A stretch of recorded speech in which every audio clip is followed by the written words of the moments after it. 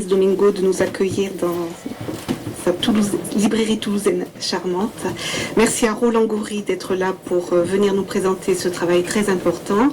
Je ne vous représente pas Roland Goury, qui est psychanalyste, professeur honoraire des universités Aix-Marseille, très engagé dans l'œuvre analytique et dans la cité, initiateur de l'appel des appels et auteur de nombreux ouvrages de la dignité de pensée et l'individu ingouvernable. Voilà. Donc, bienvenue à Toulouse, Roland Goury. Vous êtes donc un psychanalyste engagé. Tous vos travaux de recherche, toutes vos publications s'inscrivent dans un authentique engagement éthique et politique au service de la cité et au service de la démocratie, au service de l'humain. Notre civilisation est en crise. Elle est malade et porte en elle, tout comme chaque individu, une dualité, pulsion de vie, pulsion de mort, qui contient les germes de sa propre destruction. Si l'homme oublie la sagesse fondamentale de respecter la vie et l'humain en l'homme. Lacan, déjà dès les années 60, dans un séminaire important, le séminaire L'éthique de la psychanalyse, le dénonçait et il annonçait une civilisation de la haine qui semble absolument battre son plein aujourd'hui, aidée de la bureaucratie et de la technicisation à outrance. Ainsi que ce que relève Roland d'une désintégration spirituelle en l'absence d'une théorie de l'esprit. Ce que tu avances dans cet ouvrage. L'hégémonie dans nos vies collectives du néolibéralisme triomphant crée une crise majeure, que Marcel Gauchet rapproche de la crise du libéralisme classique de la fin du XIXe siècle, mais avec un cran de plus, nous dirions, qui est celui du nihilisme. Les nouveaux dieux de l'Olympe de cette religion, comme tu le dis, du marché, sont actuellement les actionnaires tout-puissants, asservissant la main-d'œuvre salariale dans une fabrique de nouveaux nègres du monde. C'est une expression d'un philosophe sud-africain que j'aime bien, Achille Mbembe. Le système capitaliste est donc basé sur l'appropriation privée des grands moyens de production par les patrons et les actionnaires, et la reproduction des rapports de production passe par l'apprentissage de la servitude volontaire à une idéologie dominante, ce que nous a enseigné Marx. La dérive néolibérale actuelle tue le libéralisme dans une mise au pas du peuple sous une curatelle technico-financière et ne crée que désolation et essolement. Althusser, dans un court texte de 1970, Idéologie et appareil idéologique d'État, s'était intéressé au mode de reproduction de ce système idéologique, n'aboutissant qu'à la reproduction de la soumission, le plus fascinant pour lui. L'isolement, par exemple, récent de la Grèce, que les diktats politico-financiers ont provoqué sans réussir à l'exclure totalement, en est un exemple qui devrait nous donner à penser. L'idéologie était pour Althusser une forme de création. J'en discutais, j'ai rencontré ce week-end à Paris Étienne Balibar, quelque chose qui pouvait œuvrer aussi à la transformation, mais qui est prise dans un rapport imaginaire des individus à leurs conditions réelles d'existence. Marx avait comparé l'idéologie à un rêve, Althusser la compare à l'inconscient freudien. Cette nouvelle idéologie qui dirige le monde occidental ne peut que créer en contrepoint des idéologies réactionnelles nihilistes que sont celles du terrorisme djihadiste, ce que tu développes ici dans cet ouvrage. Et tu nous apportes aussi un éclairage important en repartant de Foucault. Foucault l'avait déjà compris, dis-tu, dans les années 80, au moment de la révolution islamiste iranienne, quand il écrit de manière visionnaire. Le problème de l'islam comme force politique est un problème essentiel pour notre époque et pour les années à venir. Il percevait déjà dans cette révolution l'aspiration à un changement et à une émancipation. Roland Goury, ici, dans ce profondément camusien, convoque et fait dialoguer dans ce nouvel ouvrage penseurs, philosophes, poètes, de Foucault à Benjamin, Aragon, Winnicott, de figures comme Jaurès, Tolstoï, Siegfried Kracauer, Victor Hugo et Michelet, dans une véritable ode humaniste à laquelle je souscris. Il œuvre comme artisan de la pensée à redonner du sens par le biais de la culture à notre univers social et politique déshabité d'une parole vraie. Il recherche une causalité à cette maladie civilisationnelle, à cette crise politique que nous traversons et que tu centres à la suite de Marx, mais aussi à la suite de Hannah Arendt, dans le manque d'esprit et de spiritualité politique de notre époque.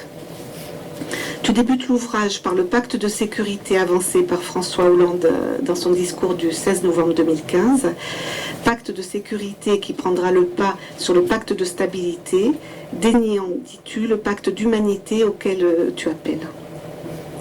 L'homme donc n'est pas un objet, ni encore moins une chose à traiter ou à déjeter comme un déchet. Et les fictions, tu le développes grandement dans la première partie du livre, sont à l'origine de l'histoire de l'humanité, à l'origine des religions comme des politiques, et ces fictions répondent aux besoins de croyance et au désir de sacré des humains. Dès que les hommes cessent de croire en Dieu, ils se mettent à croire en n'importe quoi, dit le célèbre écrivain anglais Chesterton. Il nous faudrait peut-être penser l'histoire de l'humanité en lui donnant un sens et ne pas se contenter de la science pour considérer l'existence, dans une prétention mathématique qui avait déjà été dénoncée par Heidegger. La science, disait Lacan dans ce même séminaire et que je reprends dans mon ouvrage sur la pulsion de mort, ne nous amène que dans un train lancé à grande vitesse, qu'au pied du mur de sa destruction. Une science qui occupe la place du désir. Donc le travail de Roland nous rappelle que le nouage entre éduquer, soigner et gouverner, ces trois métiers déclarés impossibles par Freud à la veille du naufrage de la barbarie hitlérienne, met toujours l'existence d'une dimension politique propre à l'Occident. Faust en serait la fiction suprême qui se révèle comme une révolte contre Dieu. En se substituant à Dieu, les sciences et la technique copulent avec le diable, qui, vêtu des oripeaux de la science du 19e, offre, je te cite, offre en échange de l'âme humaine le corps éternel et mécanique que la technique est en passe d'offrir dans la vie moderne. Donc une chair artificielle. Les capacités d'altérer l'espèce humaine vont aller s'accélérant. Une transformation dans les représentations scientifiques de l'humain est aussi largement en cours. Nous devons tous donc d'œuvrer et de bien maintenir la distinction entre science et technique et résister à la production marchande d'êtres vivants identiques ou transformés. Toutes ces mutations accélérées sont dues à l'usage capitaliste des techniques prises aussi dans un emballement maniaque largement à l'œuvre, dans une vers-vers-fond que dénonçait déjà Lacan. Donc, avec le triomphe d'une société entièrement régie par la technique, tu nous dis, le gouvernement de l'individu sera enfin rendu possible par sa disparition ou son effacement au profit de machines interconnectées. Il s'agit pour toi d'un véritable totalitarisme de la technique dans la recomposition des métiers et la prolétarisation généralisée de l'existence humaine. Donc cette normalisation technique de l'humain est en marche et son système totalitaire s'impose tous les jours davantage. Il est la nouvelle langue du pouvoir, dis-tu. Tu l'appelles l'émergence des technofascismes, donc qui menace notre avenir et nous pousse insidieusement de renoncer à la sagesse de préserver notre capacité de pensée, de discernement, celle de préserver notre vie psychique et notre intime. Ce que nous promet le monde technoscientifique à venir, c'est le vol de notre intime, de notre singularité d'être humain, rendant sa superfluité légitime et son obsolescence programmée, comme l'avait annoncé Gunther Anders. Il nous illusionne de manière perverse en noyant nos capacités de discernement dans un flot infatué d'informations, de distractions, dis-tu, ou plutôt de la dispersion de pensée, nous divertissant, comme le parlait déjà la Boétie dans son discours sur la servitude, de notre désir de liberté.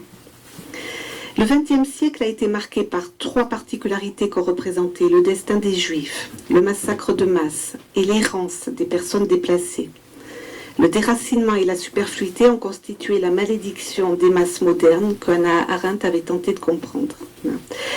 Et c'est l'accès à la connaissance et à la culture qui permet de dériver toutes ces forces obscures.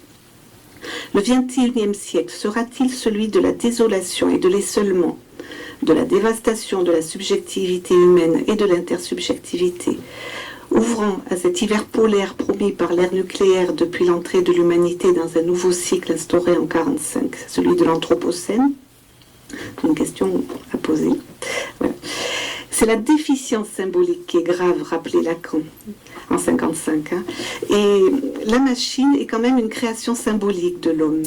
Et il disait avec humour, dans les années 55, qu'il y a une machine la plus moderne et beaucoup plus dangereuse pour l'homme que la bombe atomique, c'était la machine à calculer. Non, sans humour, mais bon, il n'était pas à notre siècle d'autres logiques. Voilà. La machine semble aujourd'hui prendre quand même la parole ordonnatrice. J'ai beaucoup aimé le passage quand tu cites Aragon. Je vous cite, là, ça m'a bouleversé ce vers. Elle a sonné l'heure du grand contrôle universel, disait Aragon, où personne ne laissera plus à personne une chance unique de salut. Je vois grandir autour de moi des enfants qui me méprisent. Ils connaissent déjà le prix d'une automobile, ils ne jouent jamais au voleur. Roland Goury voit grandir autour de lui des humains fascinés par leur propre image, envahissant le paysage de leurs selfies qui leur bouchent l'horizon. Le moi postmoderne se pose en s'exposant, dis-tu, faute de pouvoir se recueillir en lui-même et en l'autre, alors que le recueillement en soi est nécessaire pour accueillir l'autre et l'œuvre d'art, comme le théorisait Walter Benjamin. L'hypothèse majeure que tu dégages dans ce travail est celle d'une forme postmoderne de délire, dénégation de soi-même et de l'autre, désavouant le sens, la substance et l'histoire de nos expériences pour produire en retour des violences nihilistes à l'égard des autres ou de soi. Délire de négation que tu rapproches du syndrome de Cotard. Tu nous en parleras, voilà. Le mal radical, dit Hannah Arendt, est apparu en liaison avec un système où tous les hommes sont au même titre devenus superflus. Donc, tu nous proposes une solution, et tu œuvres en ce sens, pour repenser le vivre ensemble, celle de créer de nouvelles fictions par le biais de l'art, par le biais de la culture, non d'une culture de la distraction de masse, mais d'une culture authentique, qui a un rapport étroit avec le sacré. Une culture qui exige, dis-tu, attention et pensée, mémoire, et qui s'oppose au simple divertissement, à la distraction et à l'oubli. Je me suis arrêtée sur ce mot d'oubli, l'oubli de soi, la perte de soi, et ce mal aussi qui distingue les masses modernes. Hannah Arendt le dénonçait déjà dans une pensée avant-gardiste, donc on pourrait dire, en soulignant que ce qui est réellement en jeu dans notre situation moderne, c'est la nature humaine en tant que telle. Donc, tu t'appuies aussi sur la pensée de Winnicott pour nous rappeler que c'est créer qui permet de se sentir vivant et de donner vie. Je te cite à nouveau dans une belle phrase. Non, c'est Winnicott, pardon. Quand on vit créativement, on voit que tout ce que l'on fait renforce le sentiment que l'on est vivant, que l'on est soi-même. Alors, nous sommes tous embarqués ensemble sur le même bateau de l'humanité, vers une destination commune. Et nous devons de refuser de laisser briser le rapport au monde comme création humaine. Le travail artistique de l'artiste japonaise Chiharu Shiota, qui a exposé au Bon Marché à Paris là, il y a un mois, des bateaux entrelacés de fils tissés entre eux qui volaient aériens, mais tous axés dans une même destination, s'inscrit dans cette dimension de pensée qui interpelle, je dirais en coïncidence de pensée, les artistes comme les intellectuels. Il s'agit de l'urgence de penser une destination pour l'humain du XXIe siècle. Et devant les défis qui nous attendent, nous avons le devoir d'œuvrer pour une démocratisation de la démocratie, comme dit Balibar, de manière citoyenne, et à laquelle tu œuvres, Roland, en réinventant une citoyenneté active, et ne pas nous laisser glisser et fasciner par le pouvoir de l'argent et de la technocratie vers un processus de démocratisation qui pourrait être irréversible. Donc si tu crées, à l'instar de l'appel des appels, un appel à un nouvel humanisme, je dirais que je suis partante dans l'aventure.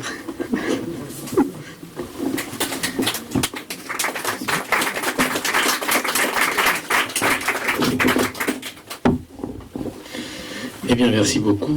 Bonsoir à toutes et bonsoir à tous. Et un grand merci à la librairie Terra Nova, à Fabrice Domingo et à Sophie de cette invitation, et à Monique d'avoir déjà énormément, je dirais, ouvert les multiples chemins, puisque tu as fait, je dirais presque quasiment un résumé synoptique de mon livre. Donc du coup, je ne sais pas trop par quel bout le prendre, mais je vais improviser.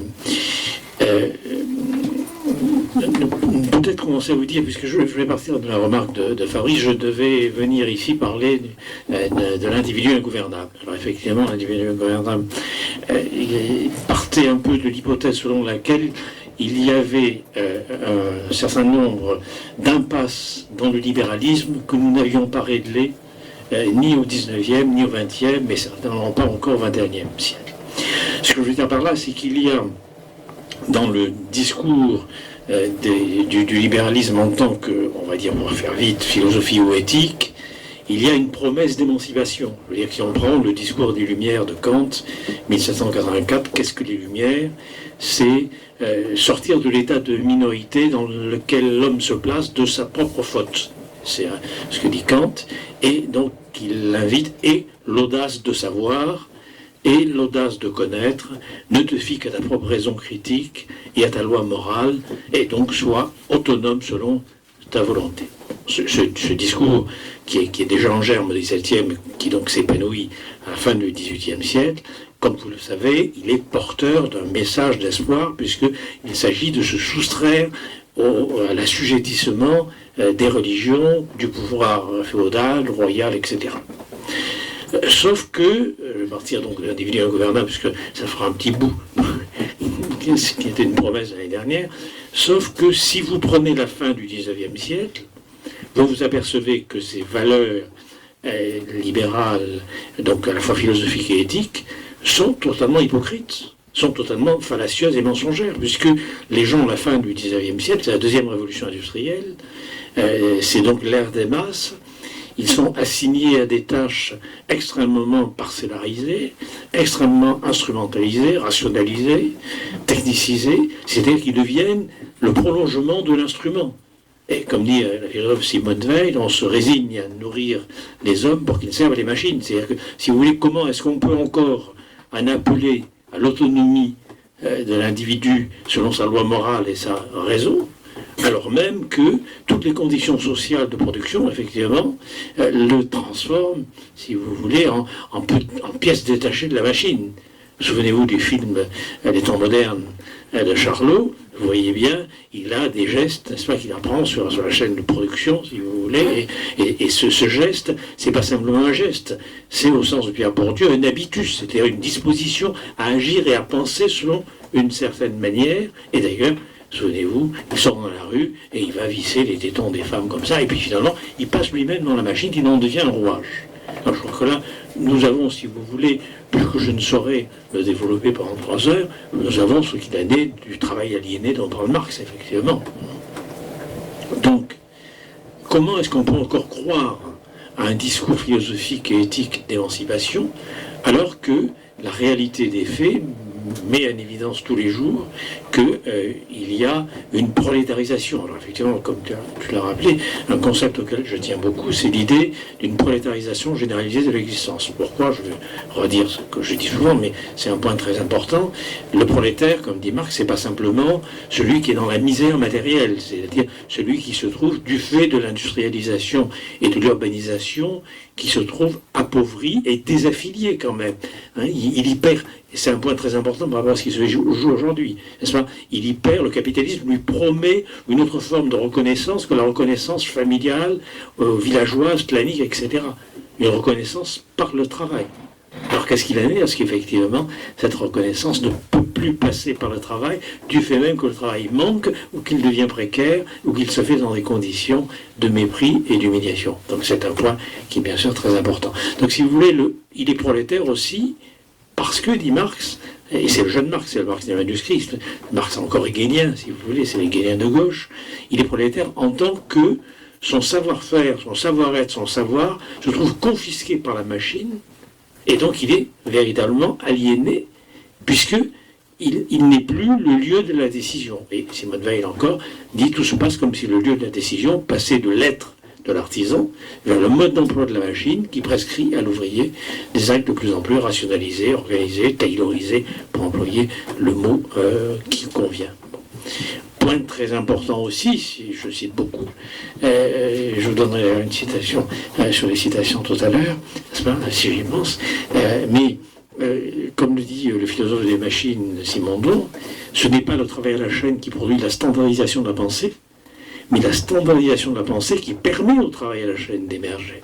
Ce qui est un point très important. Donc, vous voyez, la prolétarisation, elle n'est pas simplement imputable à une misère matérielle, elle est aussi imputable à une misère symbolique, à une misère culturelle, à une dépossession de la capacité d'œuvrer, et j'en reviendrai tout à l'heure sur ce point. Donc, si vous voulez, la fin du 19e, on va faire très vite, hein, mais la fin du 19e, plus personne peut croire à cette autonomie de la volonté. D'ailleurs, même les juristes, il y a des thèses et des débats qui ont lieu à la fin du 19e et au début du 20e siècle. C'est complètement enterré. Plus personne ne peut penser que l'autonomie de la volonté fait droit. C'est-à-dire que l'individu est source du droit, ce qui est encore un enjeu très important aujourd'hui, où on retourne au contrat quand même, hein, au passage. Hein. Alors si vous vous souvenez de cette phrase de quelqu'un qui n'était pas un marxiste, puisque c'était, comme vous savez, Lacordaire disait, n'est-ce pas, entre le fort et le faible, c'est la loi qui protège et la liberté qui a servi. Donc revenir au contrat comme étant une source du droit, c'est une régression sociale considérable par rapport, bien évidemment, à la conception, si vous voulez, d'une loi protectrice. Donc, plus personne ne peut croire à ça. On ne peut pas comprendre non plus l'émergence de la psychanalyse ou l'émergence, si vous voulez, de la clinique de l'hystérie avec Charcot et autres, à la fin de la deuxième moitié du XIXe siècle, si on n'a pas présent à l'esprit que, justement, il va de soi que le moi n'est pas maître en son logis, il va de soi que l'individu est déterminé par tout à fait autre chose que sa volonté et sa raison, et ne parlons même pas de sa morale, compte tenu, comme vous le savez, du spectre des terreurs qui hantent tout le XIXe siècle. Alors, à la fin du XIXe, vous avez l'émergence de mouvements de masse populistes, nationalistes, antisémites. Karl Lueger, en 1895, est élu maire de Vienne, n'est-ce pas, même si l'empereur met 2 ans avant de ratifier sa nomination. 1895, c'est la dégradation de Dreyfus, etc. Donc c'est pas seulement la naissance du psychanalyse, 1895. C'est aussi, n'est-ce pas, l'émergence de ce que Zilf Sternel appelle le fascisme à la française. C'est-à-dire, si vous voulez, toute une culture déjà fasciste qui va ensuite trouver entre les deux guerres, je dirais, ses partis et ses institutions. Alors, pour faire très vite et attaquer le bouquin, il va de soi que ce que j'ai essayé de mettre en évidence donc, dans le bouquin précédent, c'est ça, c'est-à-dire que, si vous voulez, ces contradictions entre les discours d'émancipation et la réalité de l'assujettissement social et culturel à la fin du XIXe siècle, va se déboucher sur la guerre. C'est-à-dire qu'en gros, la notion de nation et de nationalisme vont venir boucher le trou d'un individualisme auquel on ne peut plus croire. Puisque, comme le dit Camus, effectivement, tu as raison, j'adore Camus, n'est-ce pas, la grande découverte du XIXe siècle, c'est qu'il n'existe pas d'homme solitaire, dit Camus. Donc, c'est pas un hasard aussi si on voit émerger la sociologie, la psychologie sociale, etc., dans cette part de notre histoire. C'est un moment où Durkheim va dire, par exemple, même notre égoïsme est un fait social. C'est le moment où Durkheim va dire, même la tentative de suicide, même le suicide n'est pas imputable à une psychopathologie individuelle, c'est un fait social. C'est dans les sociétés anomiques ou fatalistes qu'on se suicide le plus. Chaque société a une aptitude au suicide, mais ce sont les sociétés anomiques et fatalistes, et nous sommes d'ailleurs dans les deux, mais c'est un problème, n'est-ce pas, dans lesquels on se suicide le plus. Donc si vous voulez, il y a cette contradiction. Cette contradiction, elle n'est pas réglée, elle va donner lieu à une normativité nazie, comme dit Chapoutot, qui va être une critique, que l'on voit encore aujourd'hui, de cet homme abstrait, rationnel, universel, que le nazisme va dire, ça c'est une fiction complètement libérale. N'oubliez pas quand même que le nazisme comme le fascisme sont partis d'abord, comme Barès d'ailleurs, hein, sont partis d'abord de l'extrême gauche, avant bien sûr de virer dans l'extrême droite, raciale et hautement, raciste et hautement. Je pense qu'aujourd'hui, nous sommes dans une situation un peu comparable. Je pense aujourd'hui que nous sommes, si vous voulez, dans une crise de civilisation un peu comparable. C'est que les contradictions internes au libéralisme, et notamment, bien sûr, à, je dirais, cette double injonction à la fois d'un libéralisme philosophique qui invite à la liberté, à l'émancipation, à l'autonomie, à la raison, et des conditions sociales d'un capitalisme qui, du coup, incite aux inégalités sociales, cette contradiction, chaque démocratie libérale essaie de la régler à sa manière. On voit bien comment, par exemple, les États-Unis la règlent depuis le début de la démocratie et la révolution américaine, en s'appuyant sur Montesquieu, la séparation des pouvoirs, la tolérance, etc. On voit comment nous avons essayé à notre manière de la régler avec la Troisième République, la quatrième, cinquième, etc. Ce problème-là, en quelque sorte, je crois qu'il surgit à nouveau aujourd'hui. C'est-à-dire, à nouveau aujourd'hui, nous nous trouvons confrontés à la question de qu'est-ce que l'humain, qu'est-ce que l'individu. Est-ce qu'un individu, ça existe d'abord? J'appelle l'individu ingouvernable parce qu'individu, ça veut dire non divisé. Or, il va de soi que, justement, ce que montre toute la fin du XIXe siècle, avec la sociologie, avec la psychanalyse, avec la psychiatrie, avec, si vous voulez, la culture, c'est que l'individu est divisé, qu'il est traversé comme la société, à l'image de la société, n'est-ce pas, de désirs contradictoires. Bon. Donc, par conséquent, cet individu n'existe pas seul. Or, si vous vous rendez bien compte qu'il y a une incitation, je dirais, au niveau civilisationnel, à ce que, avec le néolibéralisme, j'y viens donc, néolibéralisme qui va s'élaborer essentiellement dans les années 1960, mais qui déjà pointe son nez entre les deux guerres, mais ça va être un individualisme forcené. C'est-à-dire qu'effectivement, le propre du néolibéralisme, c'est quoi par rapport au libéralisme précédent? Le propre du néolibéralisme, si vous prenez Gary Becker, l'école de Chicago, etc., c'est qu'il n'y a aucun problème qui soit social, psychologique, culturel, civilisationnel, qui ne puisse être réglé par un modèle économique et des grilles d'analyse économique. Donc l'individu est une espèce de micro-entreprise libérale, autogérée, ouverte à la concurrence et à la compétition sur le marché des jouissances essentielles. Et à partir de ce moment-là, si vous êtes une micro-entreprise, ben vous êtes seul. Et si vous êtes seul, vous n'êtes plus libre. Parce que paradoxalement, comme le dit Hannah Arendt, la liberté requiert la présence d'autrui. La liberté implique en quelque sorte le désir de reconnaissance, le désir d'une altérité. Et donc, si vous voulez, c'est ce qui fait dire par exemple à Hannah Arendt que le tyran n'est pas libre, puisqu'il n'a personne avec qui partager cette reconnaissance. Et donc il ne peut pas être libre. C'est une vieille thèse d'ailleurs qu'on trouve aussi chez d'autres auteurs, mais ce point est très important. Alors je crois, je viens au bouquin maintenant, je crois, si vous voulez, que aujourd'hui, le néolibéralisme, qui effectivement s'est imposé dans les années 70, 80, en Amérique du Sud, en Amérique du Nord, et puis bien sûr un peu plus tardivement en France, parce qu'il y a eu l'effondrement, vous le savez, d'une bipolarisation du monde, du fait même que c'est pas le mur de Berlin qui a produit cet effondrement, c'est le mensonge de la promesse du communisme des pays de l'Est. C'est-à-dire on ne pouvait plus, si vous voulez, adhérer en quelque sorte à un espoir contradictoire au libéralisme avec le marxisme, parce que son incarnation, je ne dis pas le marxisme en général, mais son incarnation dans les pays de l'Est était un déni de liberté, était un déni de promesses, si vous voulez, d'émancipation ou de promesses de liberté avec l'autre, dans le vivre ensemble. Donc le mur de Berlin, lui, s'est effondré en tant qu'effondrement matériel d'un discours qui était déjà effondré. Et à partir de ce moment-là, le néolibéralisme a eu une voie royale et s'est imposé de multiples façons. Alors, je vais laisser de côté, on en parlera peut-être dans le débat, tous les aspects géopolitiques, c'est notre problème, mais disons simplement que aujourd'hui, depuis peut-être une dizaine d'années au moins, nous nous rendons compte que le néolibéralisme, c'est aussi un mensonge. Et qu'en quelque sorte, l'individualisme n'est rien d'autre qu'une extrême solitude. Il suffit de se promener pour se rendre compte que nous sommes des individus esselés, comme dit Hannah Arendt, dans le désert, dans la désolation. Et que donc, si la liberté c'est ça, c'est une liberté complètement contradictoire avec les promesses du message. Vous voyez ? Le désert, qu'est-ce que c'est ? Le désert, c'est l'absence ou l'appauvrissement des relations symboliques et politiques entre les humains. D'ailleurs, ce que reproche Hannah Arendt à la psychologie, et je trouve que c'est très important, c'est qu'elle dit que la psychologie ne vise pas à éviter que le désert croît, elle incite les humains à s'adapter au désert. Elle est un dispositif social d'adaptation et non pas d'émancipation. Ce désert, cet isolement, cette désolation, qui, on y reviendra tout à l'heure, qui est différent de la solitude nécessaire pour se penser. C'est un autre problème.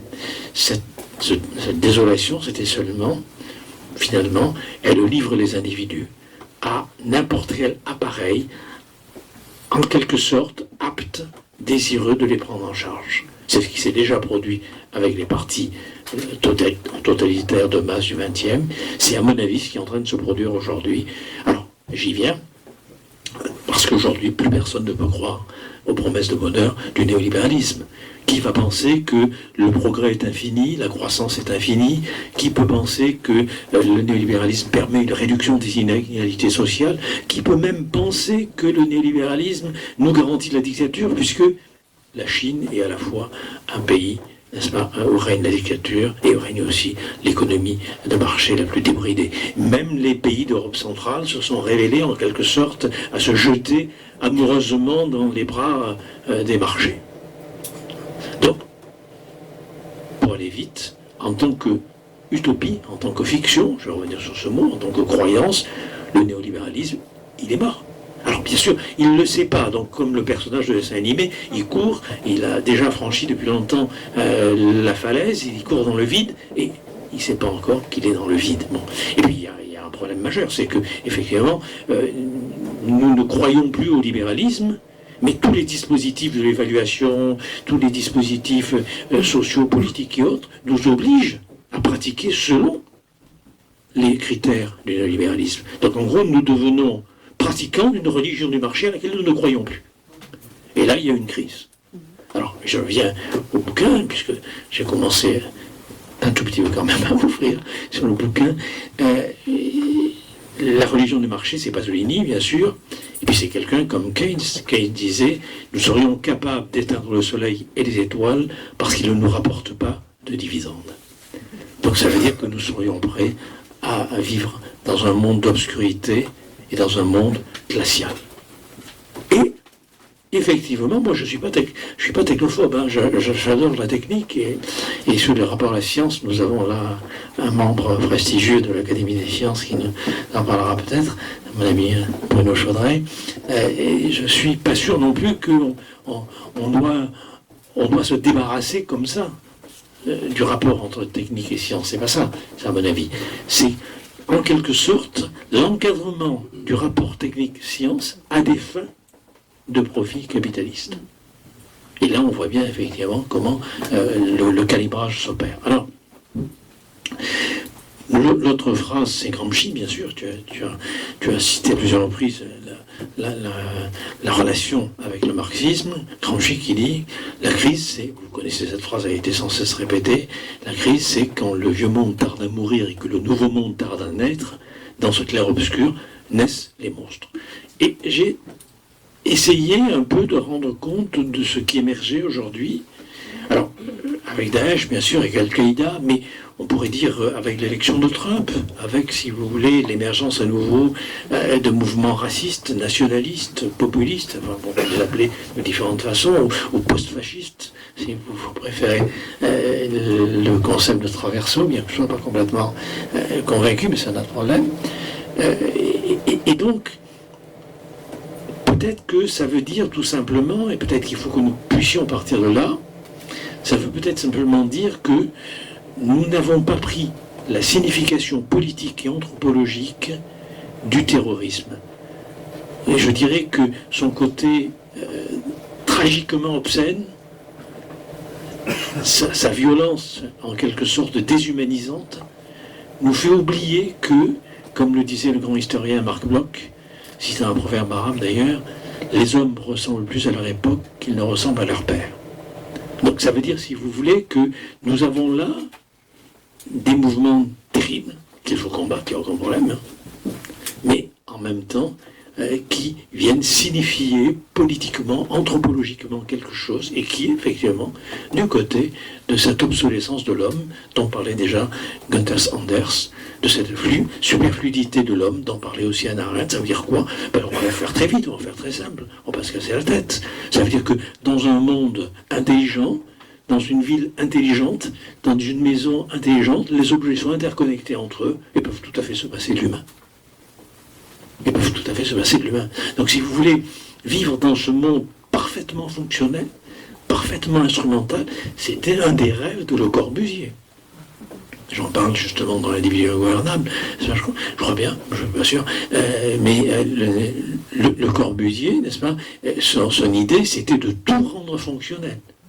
Et il se moquait justement de tous les architectes comme Camillo et d'autres qui voulaient revenir à l'esprit du cabanon, comme disait Le Corbusier. Et pour lui, qu'est-ce que c'est? Une maison, c'est rien d'autre qu'une machine à habiter. Un siège, ça n'est rien d'autre qu'une machine à s'asseoir. Tout. Les affaires doivent être au centre de l'organisation des villes. Tout doit être, en gros, pensé en termes purement fonctionnels. On connaît la proximité, ça, vous ne vous en étonnerez pas, de Le Corbusier avec les groupes vichysois et fascistes. Bien sûr, il n'a pas adhéré. Je trouve des gens pour ça. Mais disons que tous ces projets sont récupérés systématiquement, si vous voulez, par Vichy et par les fascistes. C'est le mode de pensée. Donc, pour le dire vite et simple, parce que je ne veux pas être trop long, mais vous voyez bien qu'en gros, la vision du monde, au sens très fort du terme, la vision du monde néolibéral ne tient plus la route. Les visions du monde qui nous ont été proposées par les mouvements révolutionnaires depuis le XIXe siècle sont un peu fissurées, un peu difficiles. Alors même si aujourd'hui, et c'est encore heureux, on revient à l'étude de Marx. C'est un point très important, comme on revient à l'étude de Keynes.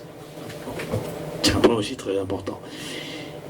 Et donc du coup, si vous voulez, nous sommes en manque de révolution symbolique, au sens de Bourdieu.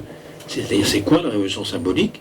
C'est une croyance, dit Bourdieu, tout à fait comparable à la conversion religieuse, à une manière donc d'adhérer à une vision du monde qui, partagée, fait utopie.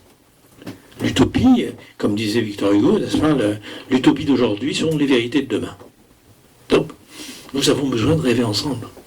Nous ne sommes pas des machines, nous ne sommes pas des animaux dans une termitière, nous avons besoin de rêver ensemble, nous avons besoin de partager ensemble. Alors, bon, je pourrais être beaucoup plus long, mais je vais essayer. Bon, je parle encore quoi? 20 minutes, ça va?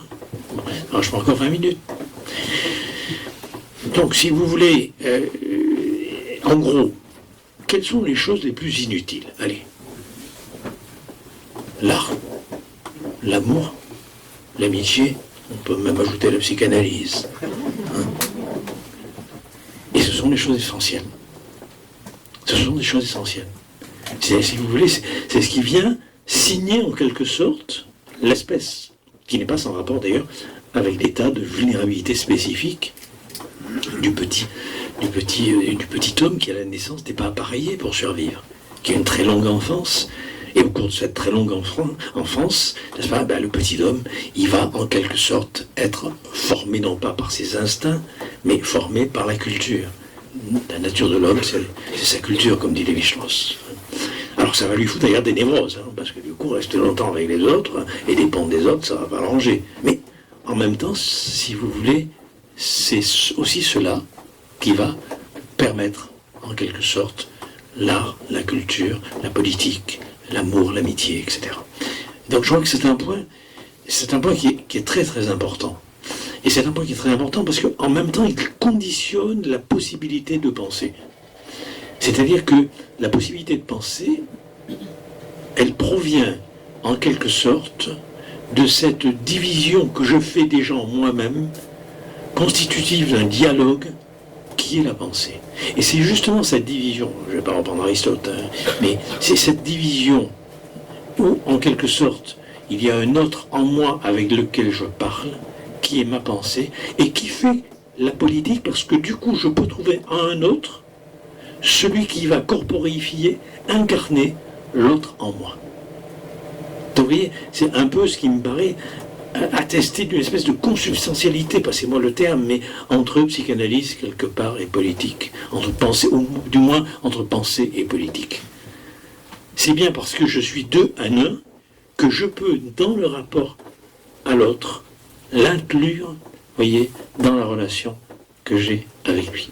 Alors, par rapport à tout ce que je suis en train, bien sûr, de bafouiller là, devant vous, eh bien, vous vous rendez bien compte que si nous ne sommes pas à même d'inclure les techniques, notamment les nouvelles technologies, notamment les robots, si nous ne sommes pas capables d'accueillir les robots dans un monde humain, alors le danger, c'est que nous nous déshumanisions.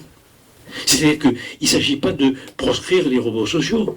On sait bien que demain, ils vont envahir la planète. Bon, je ne parle même pas du nombre, déjà au Japon, de robots sociaux, dans les maisons de retraite, les hôpitaux, les écoles et ailleurs. Bon. Mais le problème, il n'est pas là.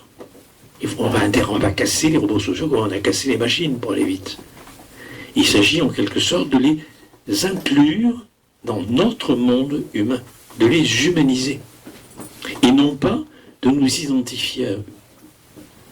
Donc, si vous voulez, cet enjeu d'une civilisation des mœurs me paraît essentiel. Alors, j'aime beaucoup Benjamin aussi, donc je vais le citer. Benjamin écrit « Une toute nouvelle pauvreté s'est abattue sur les hommes avec ce déploiement monstrueux de la technique. Et l'envers de cette pauvreté, c'est la richesse oppressante d'idées qui filtre chez les gens. Que vaut en effet tout ce patrimoine culturel s'il n'est pas lié pour nous justement à l'expérience ? Cette pauvreté d'expérience ne concerne pas seulement nos expériences privées, mais aussi celles de l'humanité en général, et c'est en cela une forme nouvelle de barbarie. Donc vous voyez, la forme nouvelle de barbarie, en gros, c'est que nous avons une espèce de profusion des techniques, comme une profusion des informations, par exemple.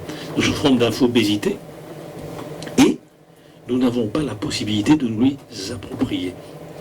Nous n'avons pas la possibilité de les métaboliser. Nous n'avons pas la possibilité d'en faire en quelque sorte des pensées. Mais une pensée, ce n'est pas une pensée solitaire. C'est une pensée avec l'autre. Et c'est ce point qui me paraît, voyez, aussi extrêmement important. Alors, on le sait par exemple chez Benjamin, ça se manifeste par une crise du récit. Un texte formidable qu'il faut lire et relire chez Benjamin, c'est le narrateur, parfois traduit par le conteur, n'est-ce pas, vous vous souvenez, nous sommes maintenant en difficulté de pouvoir raconter une histoire. Nous avons perdu, dit Benjamin, une faculté qui nous paraissait inaliénable, celle de raconter une histoire. Une histoire, vraiment, une histoire qui passe de bouche à oreille. Je ne parle pas de storytelling et autres bêtises. Je parle vraiment de raconter une histoire. Et il dit, alors comment est-ce que ça s'est fait ? Comment est-ce que nous en sommes venus là ? Et il ajoute, je peux vous dire comment nous en sommes venus là, c'est parce que le cours de l'expérience a chuté et qu'il sombre indéfiniment. Et depuis quand alors ça a chuté, ça sombre indéfiniment ? Eh bien, dit Benjamin, depuis que la civilisation a trahi l'héritage culturel qu'elle lègue aux hommes, c'est-à-dire la Première Guerre mondiale. C'est-à-dire qu'à partir du moment où il y a eu une bataille du matériel et pas une bataille des humains pour aller très vite, à partir du moment où il y a eu la trahison des gouvernants, à partir du moment où justement l'économie s'est mise au service d'une industrialisation de la mort et pas en quelque sorte du vivre ensemble, bon, je vous passe tous les critères qu'apporte Benjamin, il y a à partir de ce moment-là, dans cette première monstruosité, en quelque sorte, la technique s'est emparée de l'humain et il n'a pas pu se l'approprier. Et je crois que ça s'est reproduit effectivement avec la Deuxième Guerre mondiale, comme vous savez, et je crois que d'une certaine manière, c'est la menace qui pèse sur nous aujourd'hui, hein, de techniques extrêmement... Elles sont formidables, hein, moi je ne comptais pas sur moi pour critiquer les techniques, les nouvelles technologies, etc. C'est pas ça le problème. C'est en quelque sorte comment est-ce qu'on peut se les approprier dans un univers qui centré sur le profit, centré sur la vitesse. Vous vous souvenez de cette phrase de Lyotard, hein, à propos de la vitesse. Hein. Dans un univers où le succès de gagner du temps, penser n'a qu'un défaut mais incorrigible, d'en faire perdre. Donc effectivement, tout est mis en place. C'est très concret. À l'hôpital, à la fac, partout. Tout est mis en place pour, finalement, gagner du temps pour produire plus. Alors, comme je ne voudrais quand même pas être trop long, je crois que, effectivement, une résistance symbolique pourrait être de revendiquer, n'est-ce pas, d'avoir du temps, de revendiquer la possibilité d'inclure dans nos actes une dimension œuvrière. Bien sûr, je ne peux que faire un clin d'œil à propos d'un livre qui va sortir le mois prochain, qui est co-signé avec mes amis Bernard Lubat, musicien de jazz qui n'est pas très loin d'ici, et Charles Sylvestre de l'Humanité, qui s'appelle Manifeste des ouvriers. En quelque sorte, la revendication, c'est justement cette dimension artisanale dans les actes de soins, dans les actes pédagogiques, dans les actes, si vous voulez, de recherche, dans les actes de librairie, dans les actes culturels, dans les actes de justice, etc. Qui ne soit pas, encore une fois, une nostalgie de l'artisan du passé, c'est pas le problème. C'est pas ça. Il s'agit en quelque sorte, par rapport à ce que je vous ai raconté tout à l'heure, si vous entendez que le taylorisme est finalement le modèle fasciste, n'ayons pas peur des mots, c'est le modèle fasciste sur les lieux de travail, c'est-à-dire optimaliser, n'est-ce pas, tous les mouvements de l'ouvrier pour qu'il puisse être considéré comme une pure force que l'on va manipuler et organiser à des fins d'augmenter le rendement individuel. Et il faut lire le livre de 1911 de Taylor sur l'organisation scientifique du travail, et notamment la préface du traducteur de la traduction française. C'est clairement dit.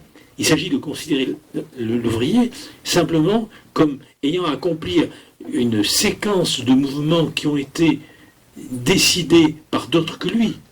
Le clivage très important sur le lieu du travail, c'est justement ceux qui exécutent et ceux qui décident. Et ce ne sont pas les mêmes. Et donc, par conséquent, celui qui exécute est dépossédé de la décision, de la pensée même de ce qu'il fait, de la finalité de ce qu'il fait. Il doit simplement accomplir un certain nombre d'actes qui sont prescrits et qui ont été décomposés pour rapporter le plus. En échange, on lui donne plus de fric. Sauf qu'aujourd'hui, c'est pas la peine de lui donner plus de fric, il suffit simplement de le menacer, de le foutre à la porte. Étant donné la précarité, étant donné donc c'est même plus la peine, vous voyez, la bonification qui a eu cours pendant longtemps, ce qu'on appelait le compromis fordiste, etc., le compromis social et autres, c'est fini aujourd'hui. Là, je crois que c'est très important.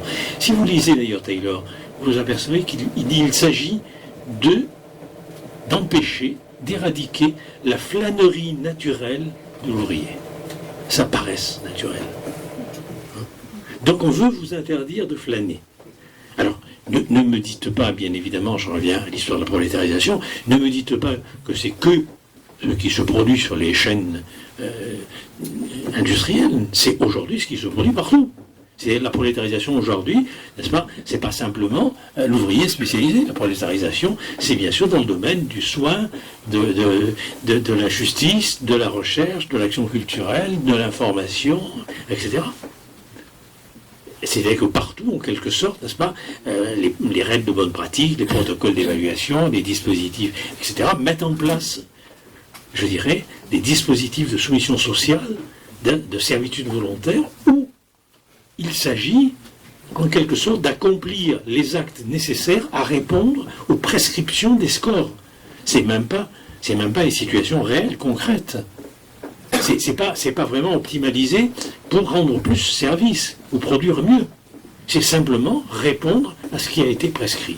Et là, vous voyez bien le type de civilisation, parce que là, vous voyez bien comment, effectivement, la technique, et en particulier, bien sûr, les nouvelles technologies, eh ben, elles vont, en quelque sorte, on va dire, neutraliser toute possibilité de pensée, de liberté, d'amour entre les humains. Lorsque vous avez maintenant une entreprise qui met sous la peau des puces électroniques, n'est-ce pas, pour non seulement tracer la conduite de leurs employés, mais également leur rappeler leurs agendas. Bon, lorsque vous avez, je ne vais pas t'en en parler, mais lorsque vous avez un bracelet électronique à la cheville qui mesure toutes les 30 minutes le taux d'alcoolémie, n'est-ce pas, et pour envoyer un signal chez ceux qu'on a trouvés sur la voie publique en train d'avoir quelques altercations, quelques injures ou quelques bagarres, hein, ça se pratique largement à Londres, aux États-Unis et dans l'Europe du Nord notamment, n'est-ce pas? Vous avez quelque chose où il est le soin. C'est très intéressant, parce que si vous prenez cette expérience pilote dont je parle souvent, mais là je ne vais pas en parler trop longtemps, mais ce qui est intéressant, c'est de s'apercevoir que lorsque Boris Johnson, qui était à l'époque maire de Londres, est interrogé par Le Monde là-dessus, il dit, comme ça, on n'envoie pas les gens en prison, on peut les aider. C'est que la forme de l'aide, c'est la machine. La machine devient le surmoi prothétique vissé à la cheville. Et donc qui prescrit, qui trace les comportements, les contrôle et les corrige. Vous voyez ? Et il dit, je crois que c'est moins cher et plus efficace. Alors moins cher, c'est la logique comptable, et plus efficace, c'est la logique de machine. Et on s'en fout complètement des problèmes du type. Donc vous voyez, ça va complètement chambouler la psychiatrie aujourd'hui, par exemple. On s'en fout complètement ce que peut signifier les symptômes, si ça a un rapport avec l'histoire individuelle ou l'histoire collective, on s'en fout. L'individu n'est plus que la sommation cumulative des comportements passés. Et donc, une machine est là pour corriger ces comportements, pour surveiller et corriger ces comportements. Donc, c'est ça le technofascisme. C'est pas la technique. C'est en quelque sorte l'usage social de la technique dans une civilisation sans esprit. Alors, effectivement, là, je viens quand même à la question de Daesh, pour aller vite, mais il faut bien voir que quand je parle d'un monde sans esprit, c'est un extrait d'une phrase de Marx écrivant « La misère religieuse est d'une part l'expression de la misère réelle et d'autre part la protestation contre la misère réelle. La religion est le soupir de la créature accablée par le malheur, l'âme d'un monde sans cœur, de même qu'elle est l'esprit d'une époque sans esprit, c'est l'opium du peuple. » Tout le monde a retenu l'opium du peuple qui a à peu près aucun intérêt, mais pas. Ce qui est plus important dans les phrases précédentes, c'est en quelque sorte l'esprit d'un monde sans esprit. Donc effectivement, comme tu le rappelais tout à l'heure, effectivement, il se trouve que, en panne de politique, en panne, en quelque sorte, de fiction, d'utopie, de rêve partagé, qui puisse nous donner une vision du monde consistante, on voit apparaître des révolutions symboliques, qui sont contre-révolutionnaires, bien sûr, qui sont obscurantistes, bien sûr, qui sont conservatrices, réactionnaires, tout ce que vous voulez, c'est évident. Mais ce sont quand même des révolutions. Et si on ne prend pas la mesure que, si vous voulez, ce sont des révolutions symboliques, et pas seulement que symboliques, bien sûr, mais, eh bien, on passe à côté de quelque chose. Alors, bien sûr, je sais bien, Laurent Geoffrin m'a reproché à France Inter de dire que selon lui, je disais que le djihadisme, le salafisme djihadiste, était un produit du totalitarisme néolibéral. C'est plus compliqué ce que j'ai. Il a dû lire le livre très rapidement, beaucoup plus vite que tu ne l'as lu. Bon, je ne sais pas ce que je dis. Il va de soi que le salafisme djihadiste, il existe entre le 8e et le 11e siècle. Là, j'ai écrit, de toute façon, il y a bien longtemps. Un islamisme apparaît, c'est notamment Voltaire qui parle d'islamisme au 18e siècle. Il va de soi que tout le 20e siècle, à partir du moment où des révolutionnaires, entre guillemets, arabo-musulmans, veulent s'éloigner du nationalisme, à la Nasser par exemple, ou à Atatürk, en Turquie, chaque fois, qu'est-ce qu'ils font?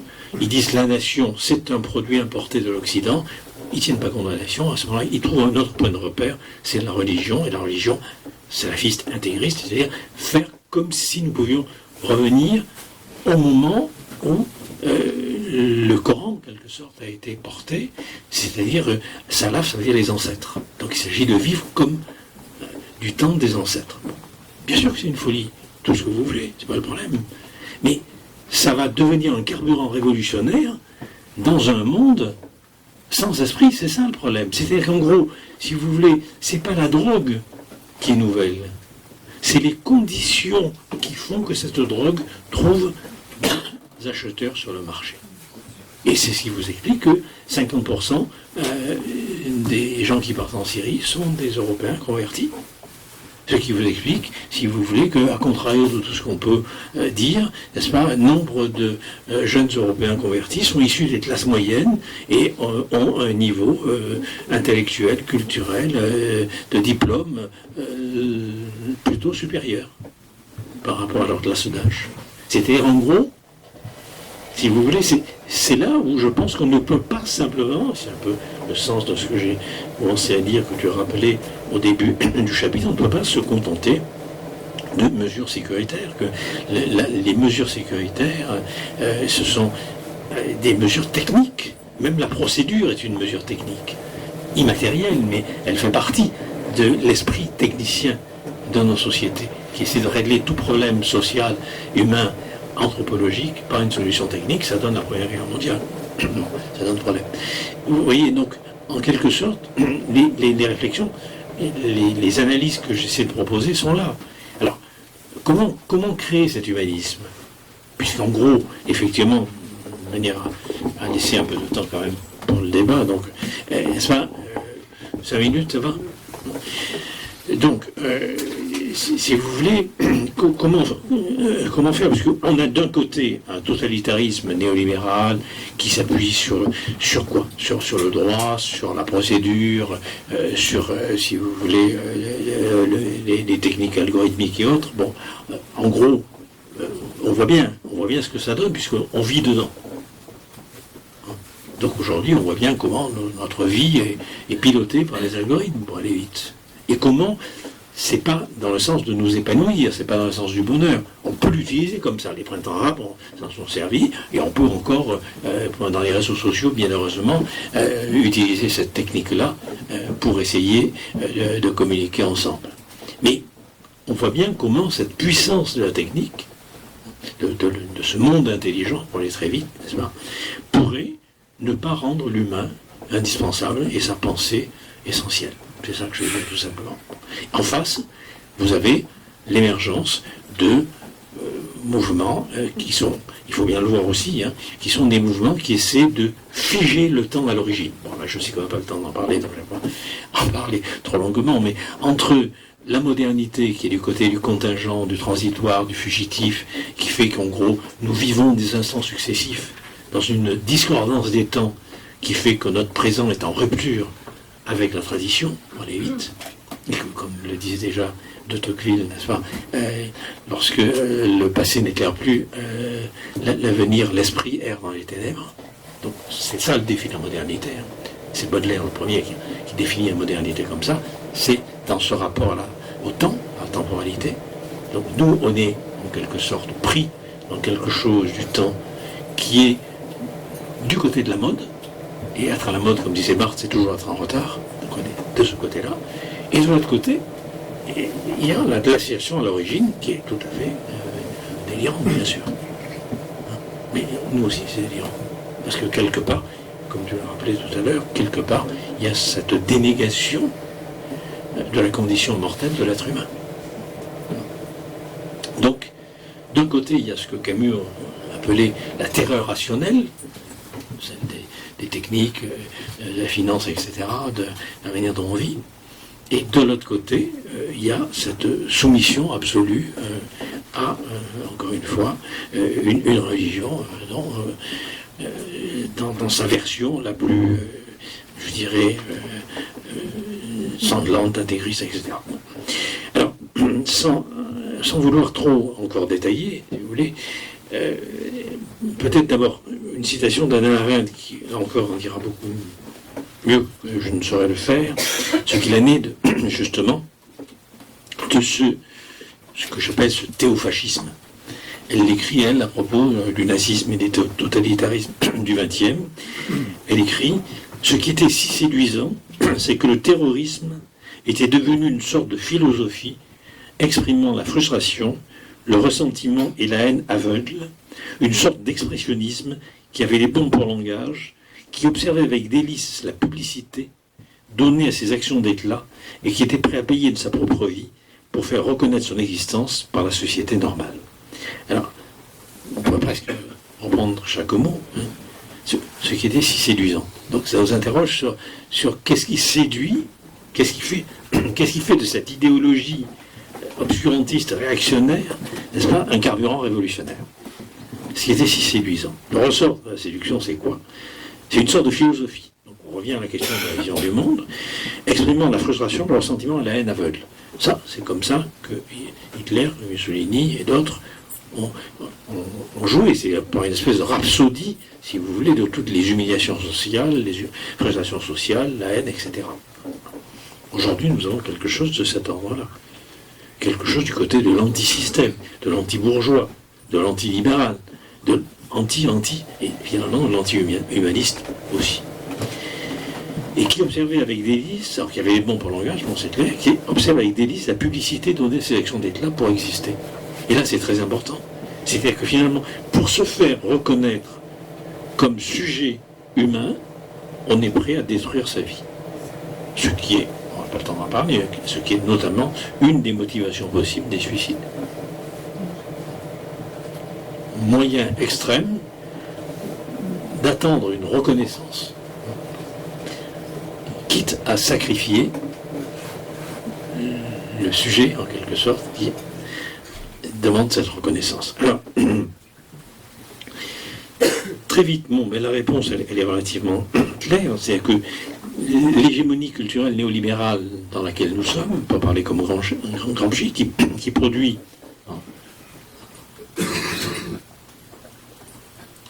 servitude, soumission, frustration, souffrance, etc., colère, désespoir, n'est plus tenable.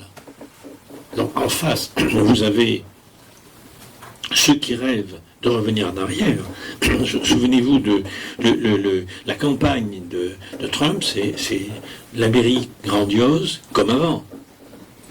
Ce que vous promettent tous les populistes, extrémistes, nationalistes et autres, c'est on va fermer les frontières et on va vivre entre nous comme on vivait avant. C'est-à-dire c'est un retour, vous voyez, vers le passé. Donc en gros, ce que j'essaie de vous dire, c'est que face au défi de la modernité, le défi de la modernité, il est simple. C'est comment accorder la temporalité des sujets humains lorsque justement, il y a une discordance des temps. C'est une rupture de la tradition, etc. Comment est-ce qu'on fait avec? Donc, ou bien on se lance dans l'hédonisme de masse, la jouissance, la mode, etc. Ou bien on essaie de revenir vers le passé, voire le figer à l'origine.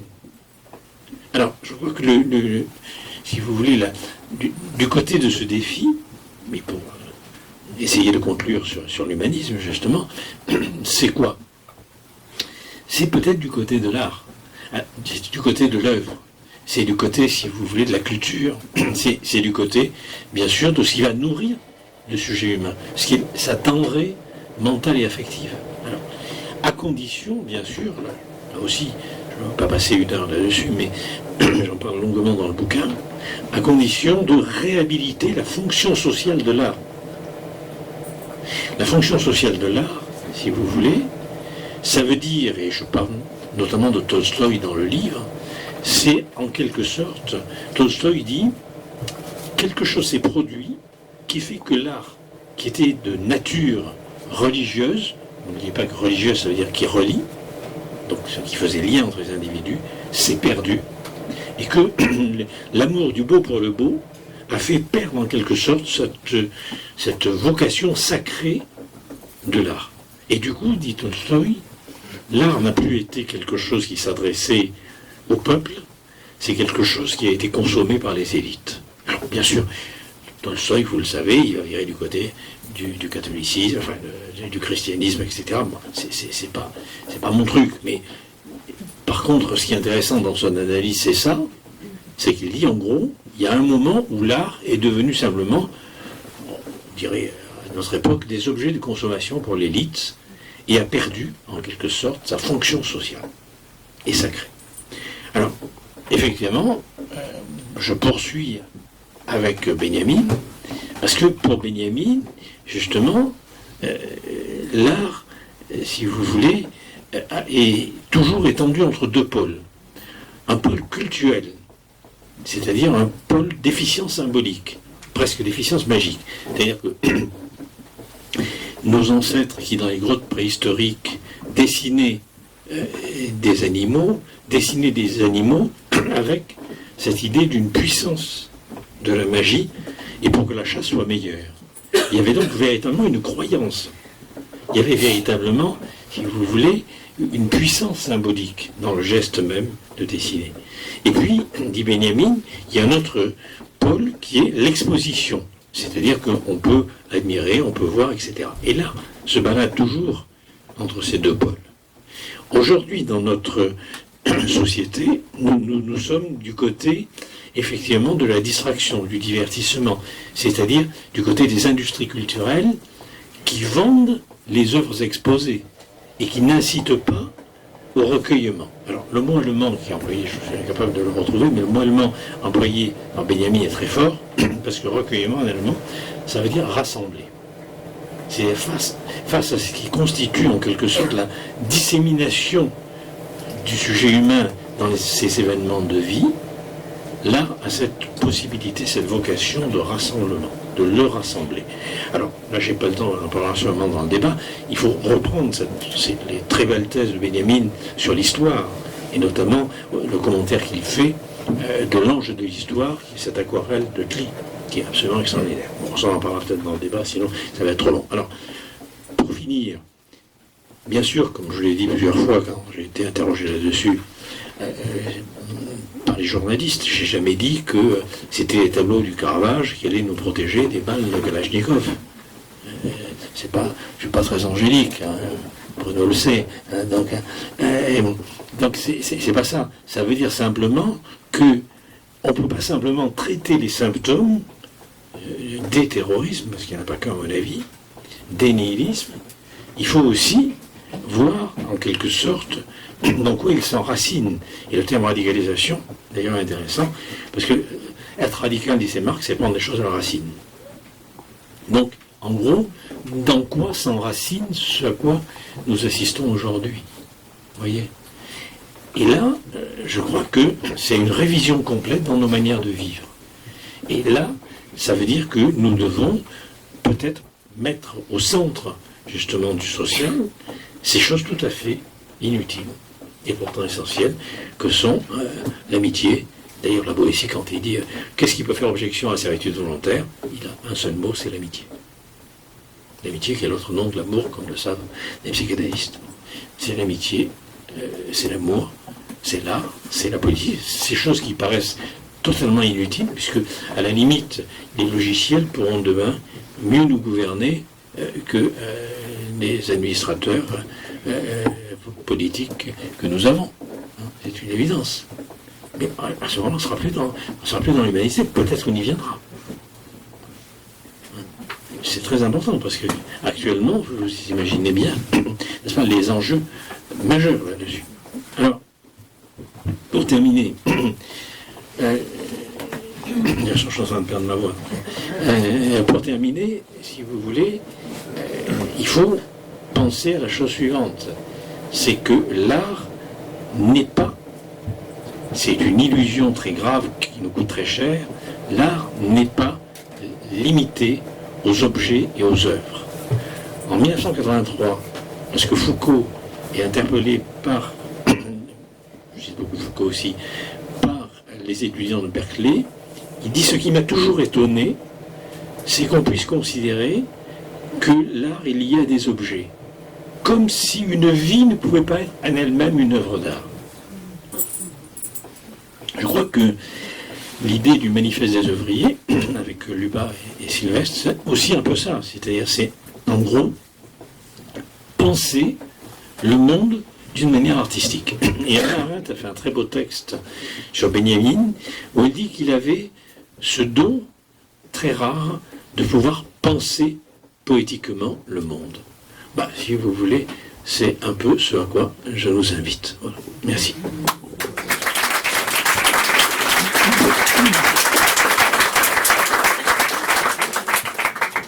Merci Roland.